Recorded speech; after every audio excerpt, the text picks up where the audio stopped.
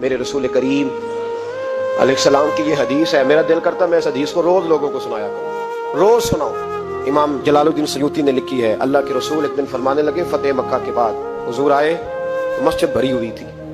پہلے چند لوگ ہوتے تھے, اب فتح مکہ کے بعد بھر گئی مسجد. حضور تشریف لائے تو صحابہ اٹھ کے کھڑے ہو گئے. حضور نے شان و شوکت دیکھی, مقام دیکھا اللہ کا دیا ہوا, تو محبوب رونے لگے. نماز مکمل ہوئی تو صحابہ نے عرض کی حضور آج آپ رونے لگے نماز کے وقت, کیا ہوا؟ تو محبوب فرمانے لگے مجھے میرے ماں باپ کی یاد آ گئی. ایک حدیث میں صرف اماں کے لفظ ہیں, ایک جگہ فرمایا مجھے اپنے, اور فرمایا میرا دل کرتا تھا کاش آج وہ دونوں یا دونوں میں سے ایک ہی موجود ہوتا. فرمایا میری اماں موجود ہوتی, میں تمہیں نماز پڑھانے آتا, میں سورہ فاتحہ آدھی پڑھ لیتا. الحاوی الفتاوی میں امام سیوطی علیہ الرحمہ نے لکھا ہے, فرمایا میں آدھی سورۃ فاتحہ پڑھ لیتا.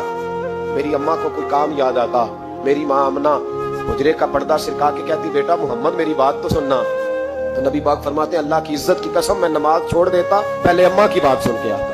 یاد رکھو بھائیو, یاد رکھو, یہ مرتبہ ہے, یہ مقام.